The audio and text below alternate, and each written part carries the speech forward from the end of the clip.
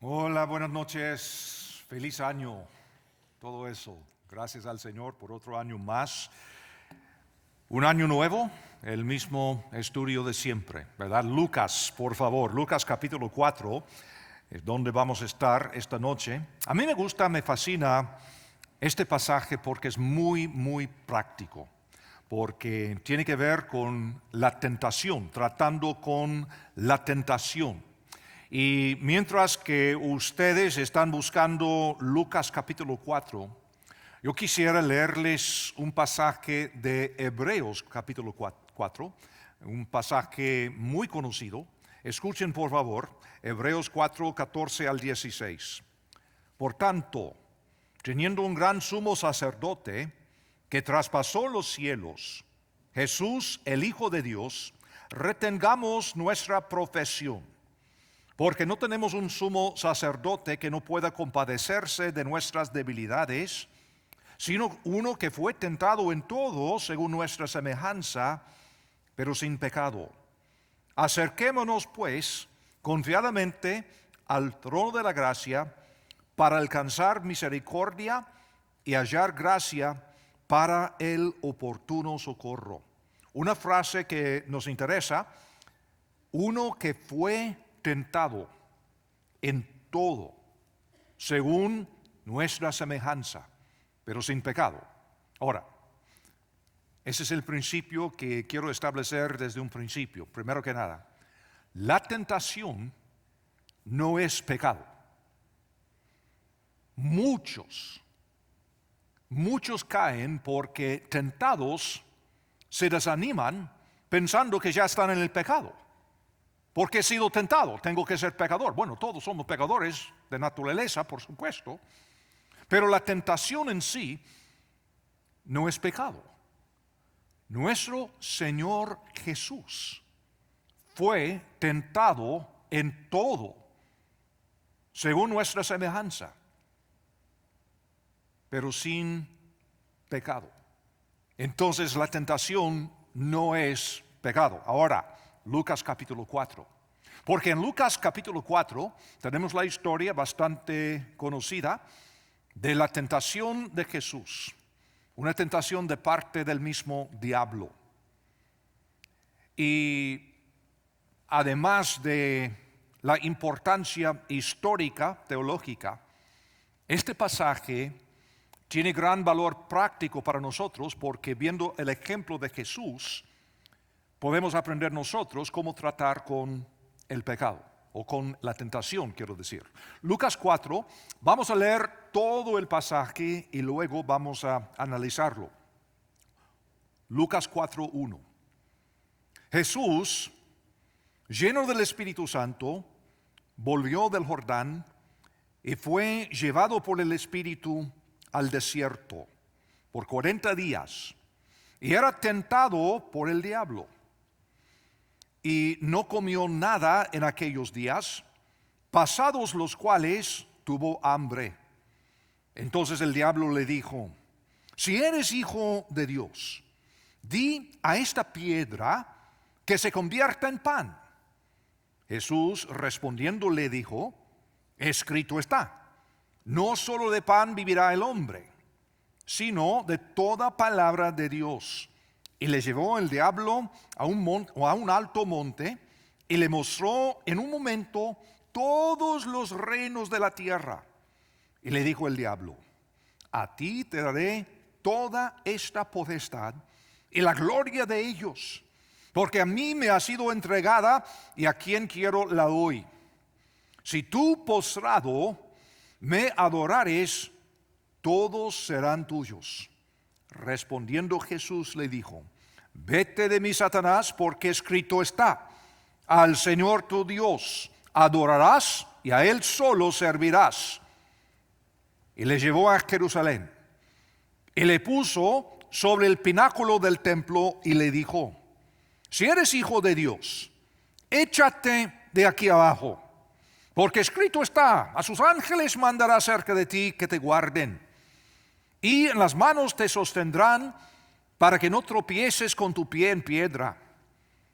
Respondiendo Jesús le dijo: dicho está, No tentarás al Señor tu Dios. Y cuando el diablo hubo acabado toda tentación, se apartó de él por un tiempo. Creo que aquí tenemos al menos dos conceptos fundamentales que tenemos que aprender. Primero, la vida consiste de más que lo que podemos ver. Es decir, hay otra dimensión en la vida, una dimensión sobrenatural, que muchas veces para nosotros es una dimensión intangible, invisible a veces, pero es otra dimensión. Pero aquí podemos ver que el diablo es un ser real. No es tan solo un símbolo, no es un mito. Aquí el diablo se presenta como una figura, un personaje real. Satanás, que es hebreo para adversario, diablo, que es una palabra griega queriendo decir acusador. También decimos lo malo, o sea, tenemos muchos nombres para Satanás, como tenemos algunos nombres para Dios también. Y además muchas imágenes y descripciones en la Biblia, como la serpiente, por ejemplo. Pero lo que fuera, es un personaje real. Otra cosa quisiera yo aclarar es que la Biblia no enseña lo que en la filosofía se llama el dualismo. El dualismo es enseñar que hay dos fuerzas eternas, el bien y el mal. Y constantemente, eternamente, estas dos fuerzas están en conflicto. No es lo que la Biblia enseña. La Biblia enseña que solo Dios hay. Tan solo Dios ha sido desde la eternidad. Que el diablo, igual a nosotros, es un ser creado. Originalmente creado como un ser angélico. Se cayó en el pecado. Se convirtió en el diablo, Satanás. Y es cierto que hay una lucha larga, según nosotros pensamos en el tiempo, pero para Dios es un abrir y cerrar de ojos. No es un dualismo eterno, una lucha eterna entre el bien y el mal. Dios ya ganó en la cruz. Ahora, en nuestras vidas, yo creo que también tenemos que reconocer la existencia de otro mundo, otra dimensión sobrenatural. No es para decir que hay demonios tras cada problema que tenemos, cada enfermedad, cada tos, cada resfriado, pensando que hay un demonio del resfriado, un demonio del frío, un demonio de la nieve y todo esto. No es eso. Pero es reconocer la existencia de esta dimensión espiritual y la existencia de estos espíritus malos y un diablo real. Cuando estamos hablando de problemas matrimoniales, problemas con los hijos, sentirnos desconectados con la iglesia, más que aprender nuevas técnicas, más que simplemente orar, tenemos que estar abiertos siempre a la posibilidad de influencias sobrenaturales. Mi pregunta sería, ¿dónde está tu lucha más fuerte? A lo mejor en este punto de tu vida está el ataque diabólico. Él sabe cuáles son nuestras debilidades. Y como dice la Biblia, como dijo el mismo Señor en Juan capítulo 10, el diablo busca matar, destruir. Pedro también dijo que es como león rugiente buscando a quien devorar. Así que tenemos que entender que tenemos nosotros también, igual al Señor Jesús, un adversario. Y el segundo concepto fundamental que tenemos que aprender es el hecho de que Jesús es nuestro modelo. Si queremos aprender, podemos aprender de Él. Él es nuestro ejemplo. Jesús fue atacado y sus seguidores también lo serán. Así nos dijo el Señor Jesús. Así nos dijeron los autores del Nuevo Testamento también. Y además las tentaciones no fueron solamente las 3 que se narran específicamente aquí, las cuales siguieron a los 40 días de ayuno, porque en el versículo 2 dice que Jesús fue tentado por 40 días y que pasados los cuales, entonces comenzaron estas 3 tentaciones que tenemos aquí. Pero es decir que el diablo le estaba tentando aún antes. Específicamente, ¿quién sabe? Pero el diablo sí nos ataca. Él sabe tentarnos. Qué interesante, después de haber sido bendecido por Dios el Padre, Dios el Hijo es guiado por Dios el Espíritu Santo al desierto a ser tentado. Eso va directamente en contra de lo que pregona el llamado evangelio o teología de prosperidad que se ve en tantos lugares hoy en día. Muchas iglesias han crecido a ser iglesias enormes prometiendo prosperidad. Deposita tu fe en Cristo Jesús y Él te da prosperidad. Aquí en Lucas estamos viendo que después de ser bendecido por Dios Padre, Dios el Hijo es guiado por Dios el Espíritu al desierto a ser tentado. Y nosotros somos sus seguidores. Pero entonces, veamos en versículo 14, aquí en Lucas 4:14, en donde este mismo Espíritu le guía a Galilea para que inicie su ministerio. Y Jesús volvió en el poder del Espíritu a Galilea y se difundió su fama por toda la tierra de alrededor. Es decir, como consecuencia de la tentación, Cristo viene en el poder de Dios. Nosotros también. La palabra tentación se emplea de maneras diferentes en la Biblia. Puede ser una prueba o examen para que demostremos nuestra fe, o la tentación puede ser algo que nos atrae a pecar. Son 2 sentidos muy diferentes. La misma palabra.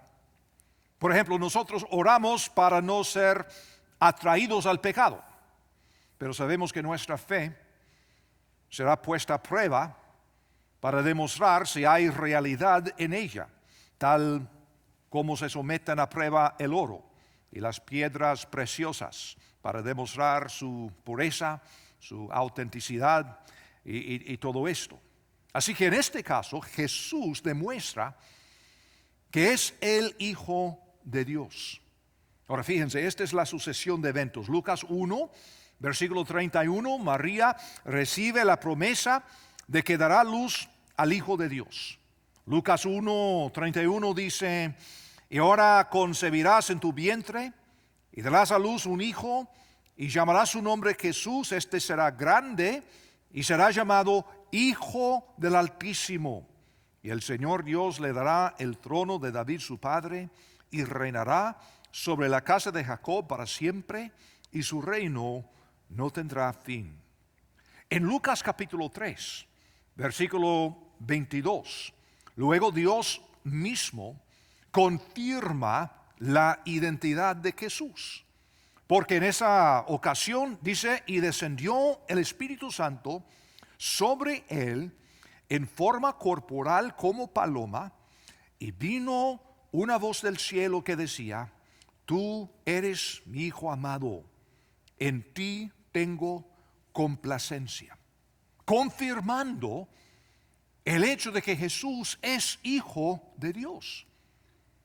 Ahora, cuando viene el diablo, aquí en capítulo 4, ¿qué dice? Si eres Hijo de Dios, ahí está el punto de tentación.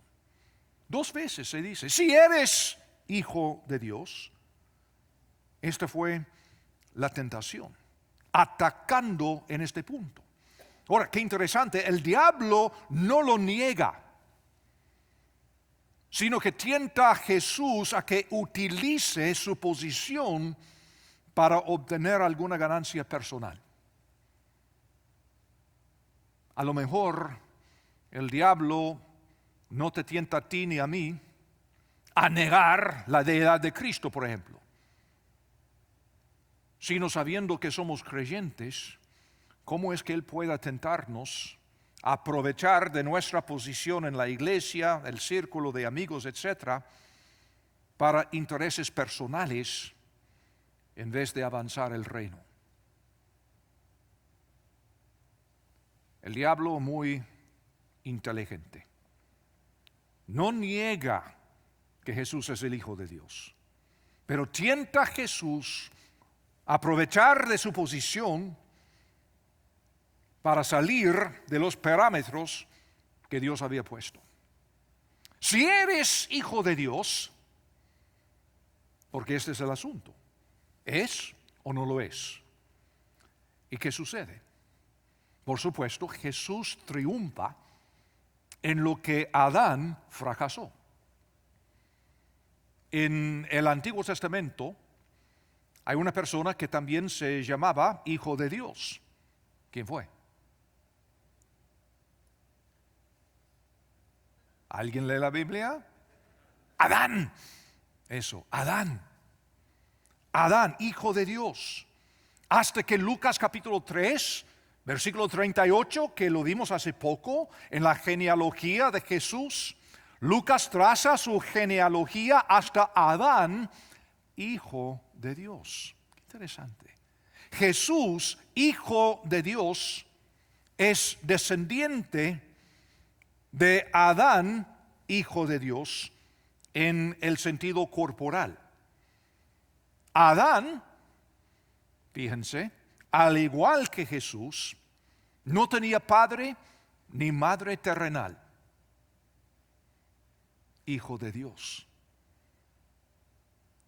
Adán no nació de una pareja humana. Adán fue creado específicamente por la mano de Dios. Adán cayó ante la tentación y con ello hundió a la raza humana en el pecado. Y por eso tenemos tantos problemas hoy en día. Pobre Adán. Y además, y por eso Jesús se llama Adán también. El postrero Adán. Pero además Jesús triunfa en lo que Israel como nación también fracasó. Es muy interesante, pero en el Antiguo Testamento el pueblo de Israel también es llamado, fíjense, hijo de Dios. Éxodo capítulo 4, versículos 22 y 23. Y dirás a Faraón, Jehová ha dicho así: Israel es mi hijo, mi primogénito. Ya te he dicho que dejes ir a mi hijo para que me sirva, mas no has querido dejarlo ir. Y aquí yo voy a matar a tu hijo, tu primogénito. ¿Por qué? Porque Israel es mi hijo, mi primogénito. Jesús, después de ser bendecido por Dios, es llevado por el Espíritu específicamente ¿a dónde? ¿A Jerusalén? No, al desierto. Israel, después de su redención milagrosa, fue llevado por el Espíritu ¿a dónde? Al desierto. Exactamente. Israel, dijo Pablo, fue bautizado en el mar y en la nube. Luego fue probado en el desierto. ¿Qué hemos visto en Lucas hasta ahora? Que Jesús fue bautizado en agua por Juan el Bautizador y luego por el Espíritu Santo descendiendo en forma corporal como paloma, y después fue probado en el desierto. ¿No ven que la Biblia es un solo libro? La conexión de todo esto. Pero en cuanto Israel fracasó y tuvo que vagar por 40 años, Jesús luchó por 40 días y obtuvo la victoria para todos nosotros. Así que Jesús es nuestra victoria, es nuestro modelo, nuestro ejemplo. También nosotros, dice la Biblia, somos hijos de Dios.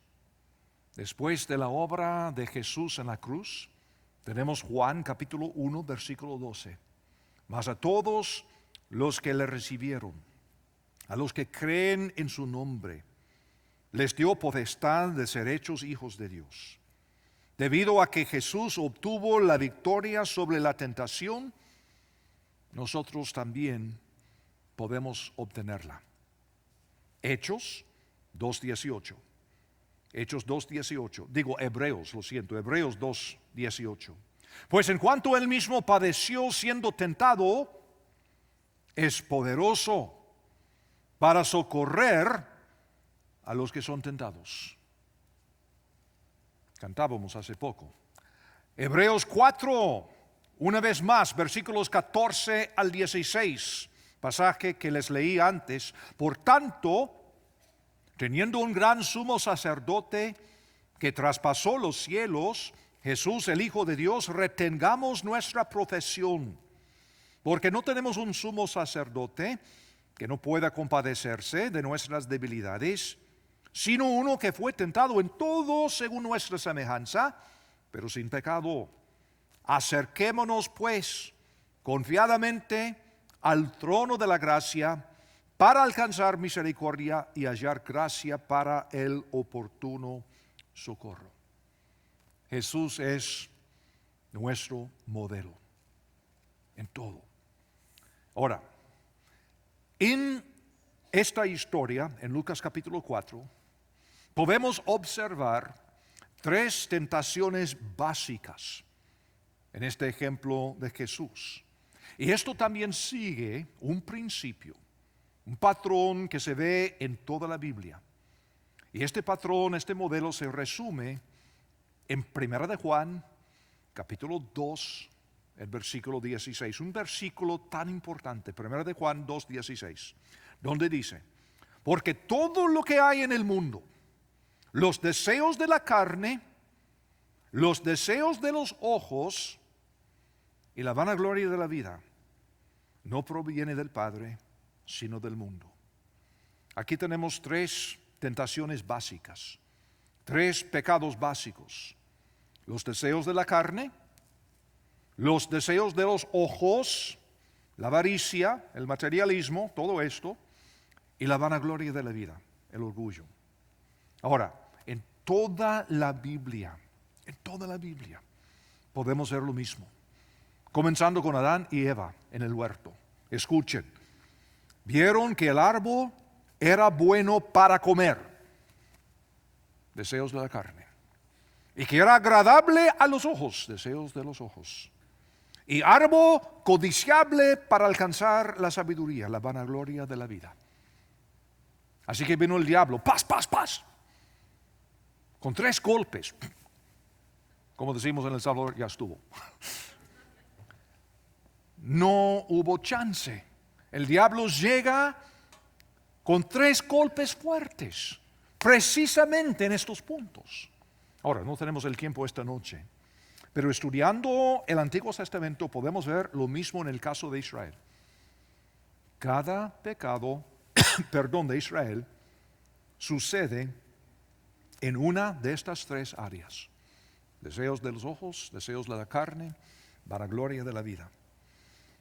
En el Antiguo Testamento, Deuteronomio capítulo 6 al capítulo 9, ahí tenemos lo que para el judío es el corazón de la adoración.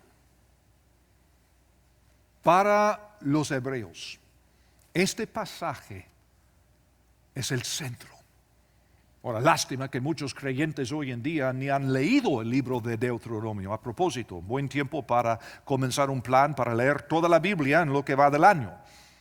Solamente estamos a 8 días y hay tiempo suficiente para leer toda la Biblia con tan solo entre 3 y 4 capítulos diarios. Y después del año, pues habrás leído toda la Biblia, incluyendo Deuteronomio. Pero en este pasaje tenemos el centro de la adoración hebrea y todo está basado, fíjense, en la gracia de Dios y la redención divina, no en obras, sino en la gracia de Dios. Escuchen estos pasajes que les voy a leer comenzando en Deuteronomio capítulo 6 y luego les explico por qué. Deuteronomio capítulo 6 comenzando en el versículo 10. Cuando Jehová tu Dios te haya introducido en la tierra que juró a tus padres Abraham, Isaac y Jacob, que te daría, en ciudades grandes y buenas que tú no edificaste, no por obras, y casas llenas de todo bien que tú no llenaste, y cisternas cavadas que tú no cavaste, viñas y olivares que tú no plantaste, y luego que comas y te sacies, cuídate de no olvidarte de Jehová, que te sacó de la tierra de Egipto, de casa de servidumbre. Tremendo. Capítulo 6, versículo 20. Mañana, cuando te preguntare tu hijo diciendo, ¿qué significan los testimonios y estatutos y decretos que Jehová nuestro Dios os mandó? Entonces dirás a tu hijo, nosotros éramos siervos de Faraón en Egipto, y Jehová nos sacó de Egipto con mano poderosa. Y Jehová hizo señales y milagros grandes y terribles en Egipto sobre Faraón y sobre toda su casa, delante de nuestros ojos. Y nos sacó de allá, para traernos y darnos la tierra que juró a nuestros padres. Y nos mandó Jehová que cumplamos todos estos estatutos y que temamos a Jehová nuestro Dios, para que nos vaya bien todos los días y para que nos conserve la vida como hasta hoy. Y tendremos justicia cuando cuidemos de poner por obra todos estos mandamientos delante de Jehová nuestro Dios, como Él nos ha mandado. Capítulo 8, por favor. Deuteronomio 8, 1. Cuidaréis de poner por obra todo mandamiento que yo os ordeno hoy para que viváis, y seáis multiplicados y entréis y poseáis la tierra que Jehová prometió con juramento a vuestros padres. Y te acordarás de todo el camino por donde te ha traído Jehová tu Dios estos 40 años en el desierto, para afligirte, para probarte, para saber lo que había en tu corazón, si habías de guardar o no sus mandamientos. Y te afligió, y te hizo tener hambre, y te sustentó con maná, comida que no conocías tú, ni tus padres la habían conocido, para hacerte saber que no solo de pan vivirá el hombre, mas de todo lo que sale de la boca de Jehová vivirá el hombre. Me suena. Tu vestido nunca se envejeció sobre ti, ni el piel se te ha hinchado en estos 40 años. Reconoce a sí mismo en tu corazón que como castiga el hombre a su hijo, así Jehová tu Dios te castiga.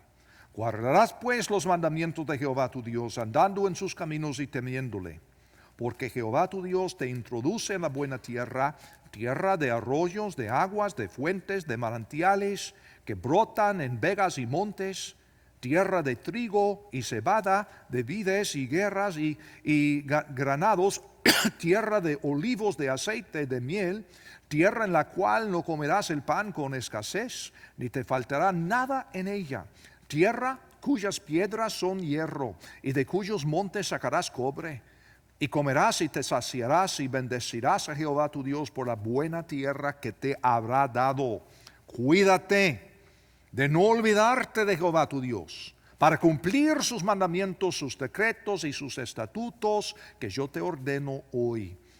No suceda que comas y te sacies y edifiques buenas casas en que habites, y tus vacas y tus ovejas se aumenten, y la plata y el oro te multipliquen, y todo lo que tuvieres se aumente, y se enorgullezca tu corazón, y te olvides de Jehová tu Dios, que te sacó de la tierra de Egipto, de casa de servidumbre, que te hizo caminar por un desierto grande y espantoso, lleno de serpientes ardientes y de escorpiones y de sed, donde no había agua, y él te sacó agua de la roca de pedernal, que te sustentó con maná en el desierto, comida que tus padres no habían conocido, afligiéndote, probándote para la postre, hacerte bien.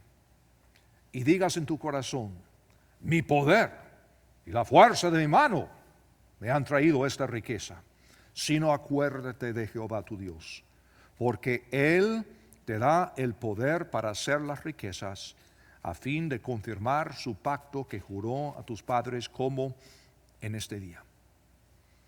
Ahora, todo esto para decir lo siguiente: la redención, la salvación de Israel, se basa en la elección y la gracia de Dios. Y estos capítulos 6 al 9, detallan esta relación de gracia entre Dios y Israel, y también el peligro de olvidar de su gracia.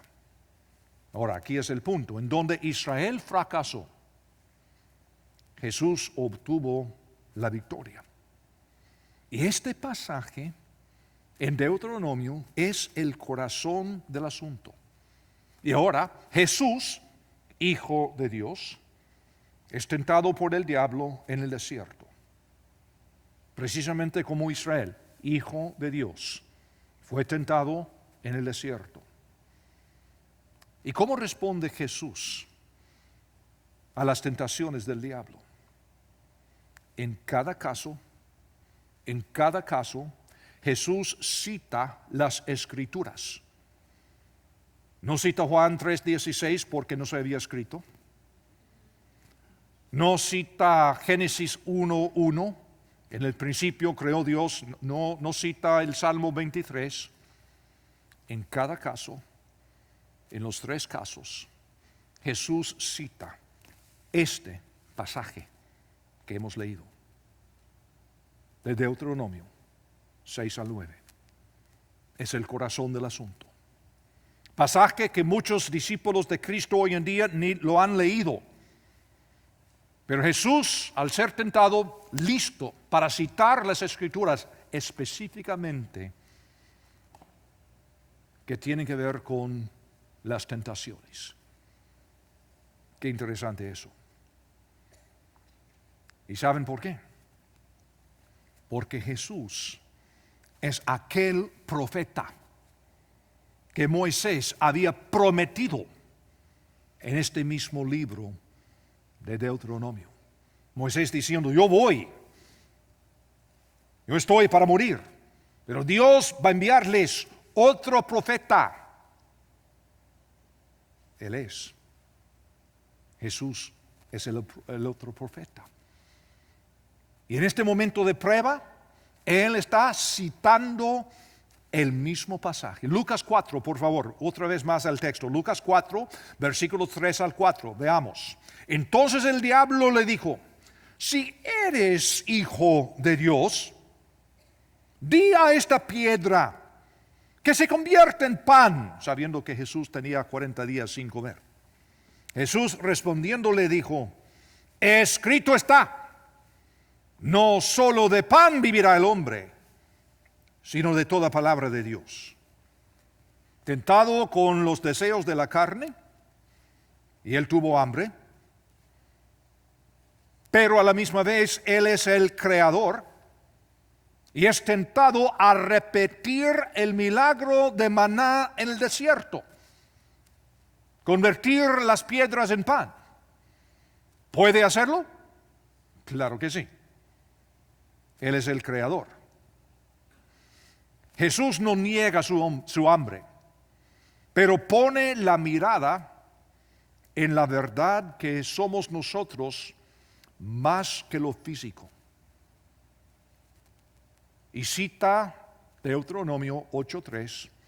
¿Por qué? Porque Él es el pan de vida, Él mismo.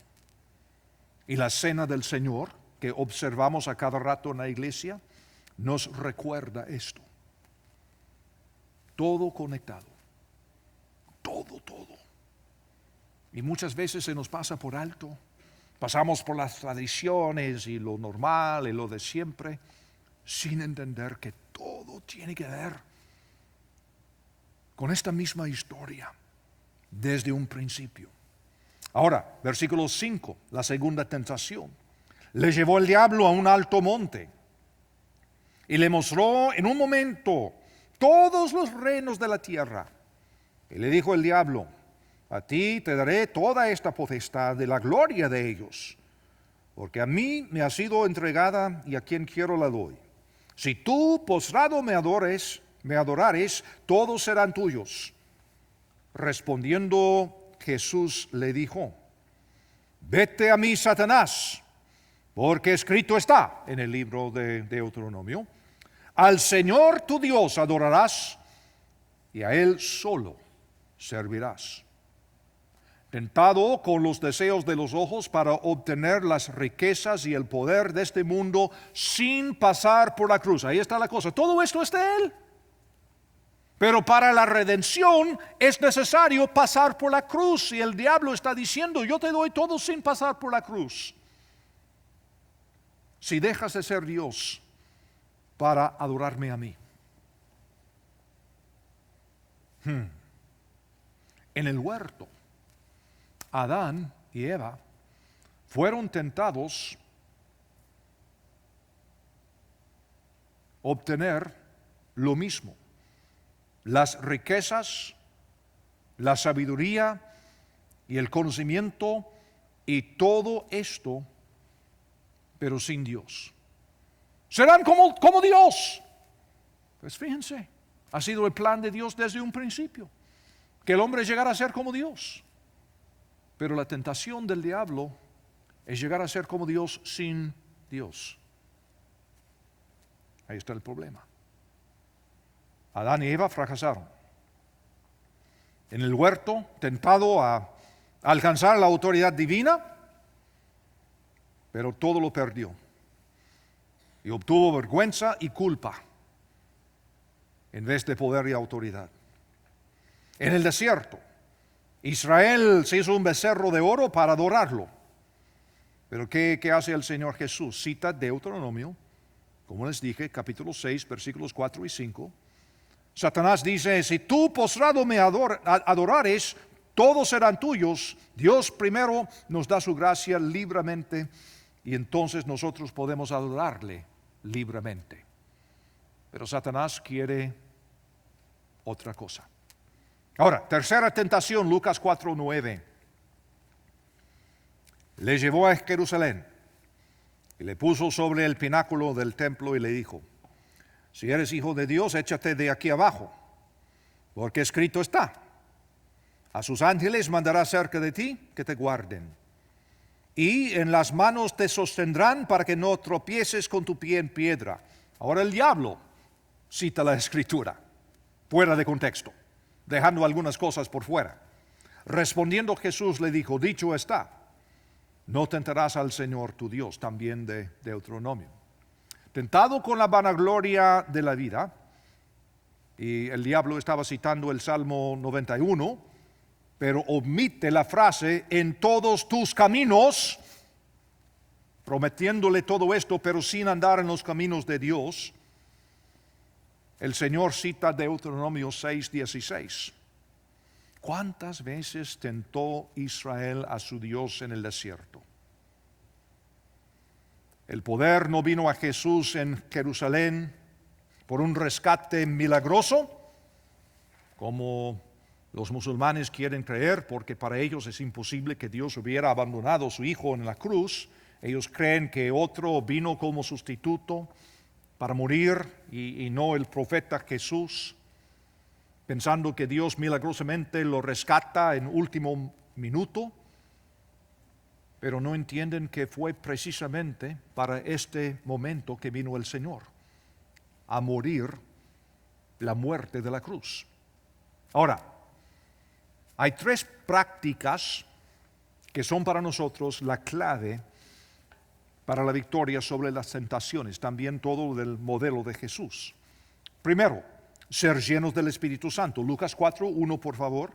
Jesús, lleno del Espíritu Santo, volvió del Jordán y fue llevado por el Espíritu al desierto.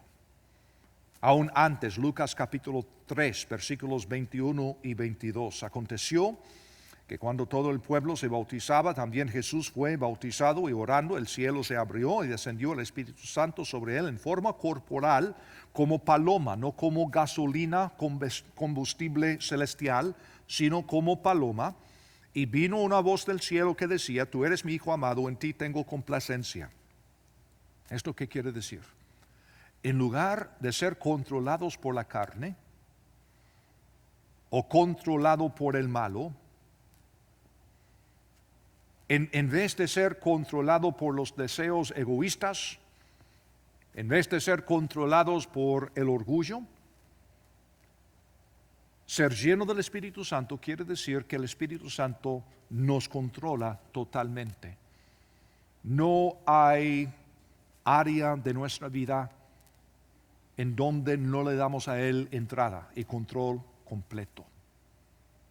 Completamente llenos del Espíritu Santo quiere decir no que tenemos más de Él, sino que Él tiene todo de nosotros. Ser lleno del Espíritu Santo. Y la segunda técnica es saber en dónde seremos atacados. La idea central es esta: Jesús fue tentado a hacer lo correcto en el momento incorrecto y de la manera incorrecta, y no lo hizo. Las Escrituras hablan de estas tres áreas principales de ataque: deseos de la carne, deseos de los ojos y la vanagloria de la vida. Les voy a decir que en cada caso, cuando nosotros somos tentados, cuando nosotros entramos en el pecado, es porque hemos fallado en una de estas tres áreas. Cualquier tentación, cualquier circunstancia, lo complicado que fuera, cae en una de estas tres categorías. No es tan complicado. Tenemos que entender estas áreas.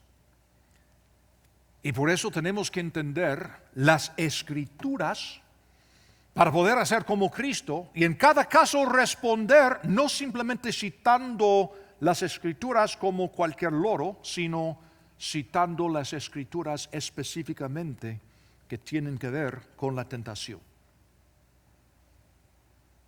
Tengo unos 25 años de estudiar las artes marciales y desde un principio nos enseñan hay tres áreas de ataque: Jodan, Chudan, Godan. Ahora, no importa si alguien viene con cuchillo, con su mano, con patada, no importa. Viene aquí, aquí o allá. Jodan, Chudan, Godan en japonés. Una de las tres cosas. Entonces, cuando alguien nos está atacando, ¿qué estamos haciendo? Estamos esperando a ver en dónde nos va a atacar. En una de estas tres áreas. Entonces, cada movimiento, cada táctica, cada recurso que tenemos es para responder aquí, aquí o allá. Y tenemos que entender, no importa de dónde viene o quién lo hace, sea grande, pequeño, sea veloz, sea lento, cuchillo, mano, pie, lo que fuera, el ataque viene en una de esas tres áreas. Y si ensayamos y practicamos miles y miles y miles y miles de veces, entonces sin pensarlo viene el ataque, automáticamente uno responde según lo ha practicado durante años.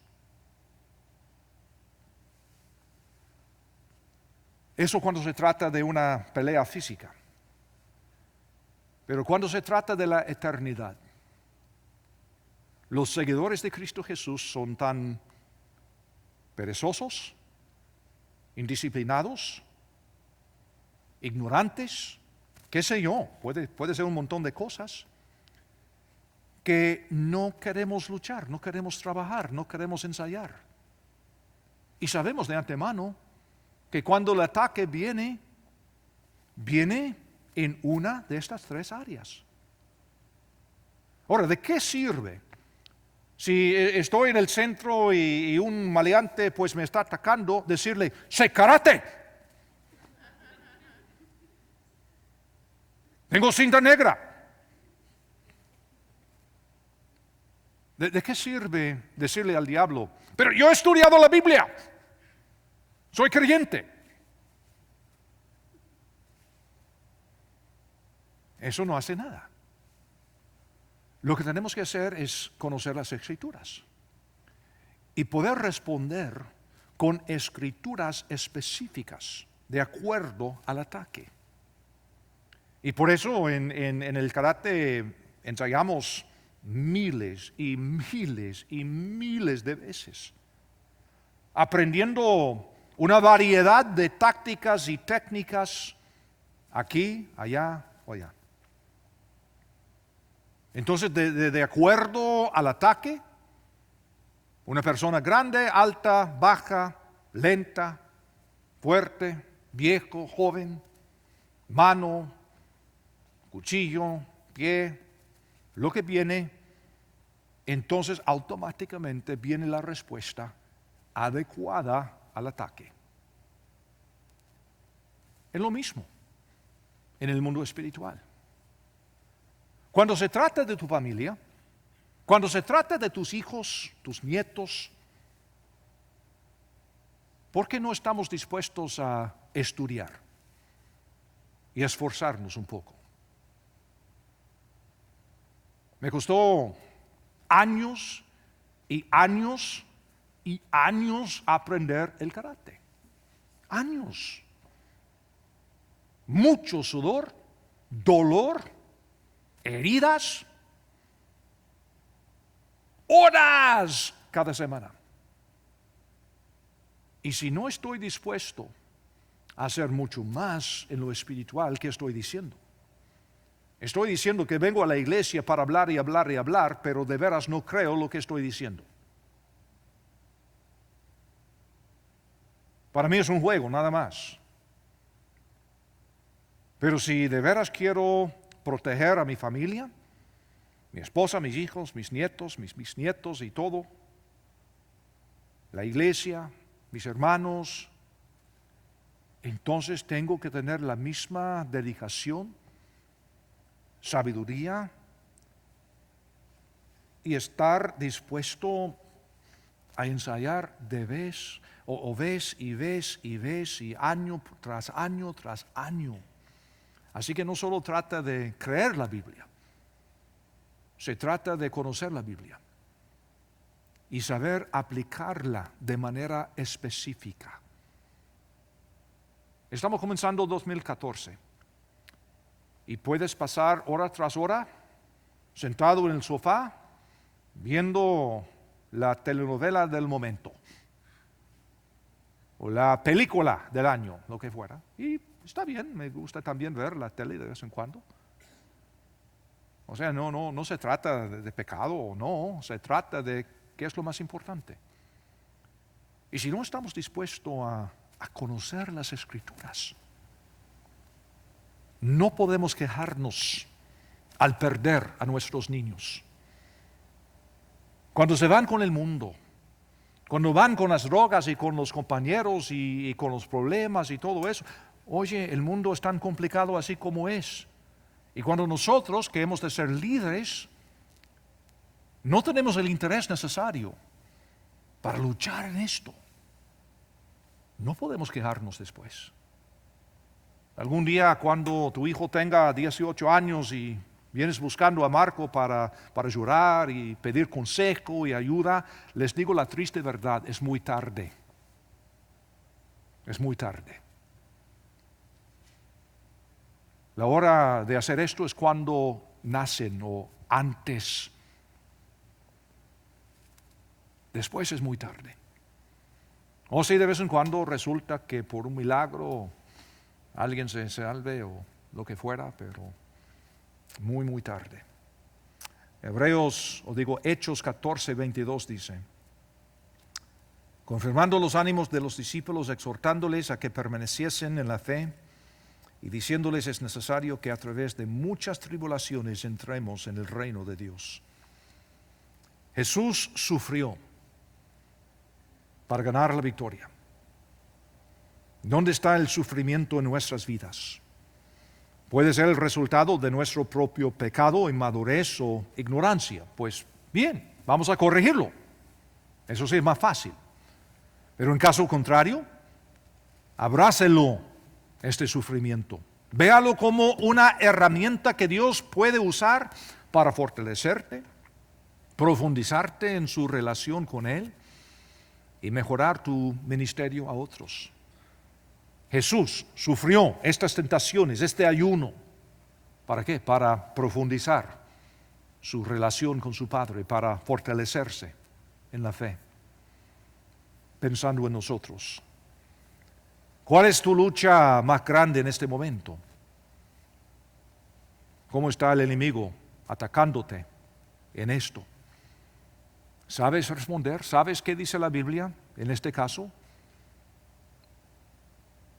¿Qué pasos tomarás para aprender y aplicar las Escrituras? ¿Es fácil? No, no tanto. Pero les digo que es algo accesible a cualquiera, dispuesto a luchar y trabajar. Oremos. Padre Santo, te damos gracias por el ejemplo de nuestro Señor Jesucristo. Señor, es increíble ver esta tentación, estas 3 tentaciones que Él recibe, y sin pecado, Él gana la victoria. Ahora, Señor, Tú dices que somos sus seguidores y nosotros decimos lo mismo. Te suplico que podamos aprender de su ejemplo, preparándonos, abrazando a veces los sufrimientos y las pruebas, sabiendo que tú estás usando todo esto para fortalecernos, enseñarnos, prepararnos, para que también nosotros tengamos el poder del Espíritu Santo y la victoria. Que 2014, Señor, sea para todos nosotros individualmente y juntos como iglesia un año de gran victoria. Te lo suplicamos en el nombre de Cristo Jesús, nuestro modelo y ejemplo. Amén.